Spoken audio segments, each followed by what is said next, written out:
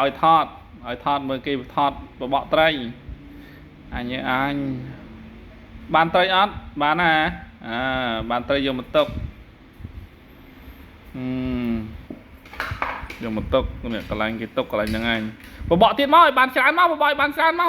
ច្បាល់ទុកឈិចញ៉ាយកត្រីមកទុកគេយកមកទុកហើយកន្លែងគេទុកបបកទៀតឈប់បបកមួយទៀតយកអាធំយក big fish ឈិចទៅដល់ក៏អញតាចាប់ផ្ដើមកាប់ស្លោទុកដងទុកអីគេមកកាប់ហើយណាទុកឲ្យស្រួលខ្លាច់ធ្លាក់បាក់ហើយគេមករៀបចំកាប់ត្រីចាប់ពីចាត់ចែងឈិចញ៉ា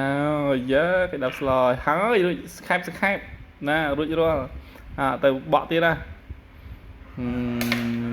ឈិចឆ្វេងទៀតអញខាងឆ្វេងទៀតអញឈិចឯណាអត់បានត្រីចឹងកូនដាក់មកដាក់យកត្រីមកយកត្រីធំឈិចបានត្រីរបស់គេមកឆាប់រួចទៅបាត់ហើយ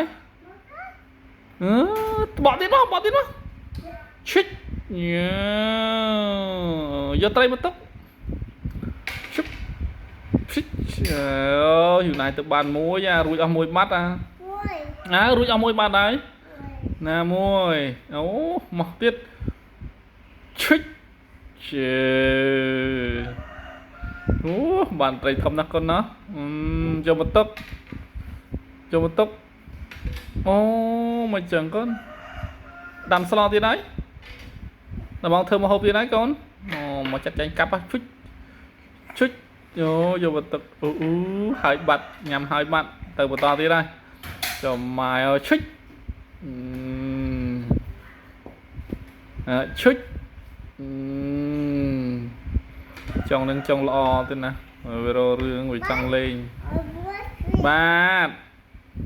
ហ្វិចបាន fish មកទៀតហើយ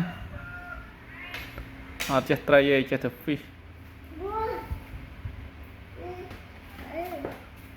តើបាយជំរាបលាកូនជំរាបលាបានហើយមើលវីដេអូកូនប៉ុណ្ណឹងបានហើយបាទជំរាបលាផងគេចេះធ្វើជំរាបលាផងបាទបាយកូនបាយ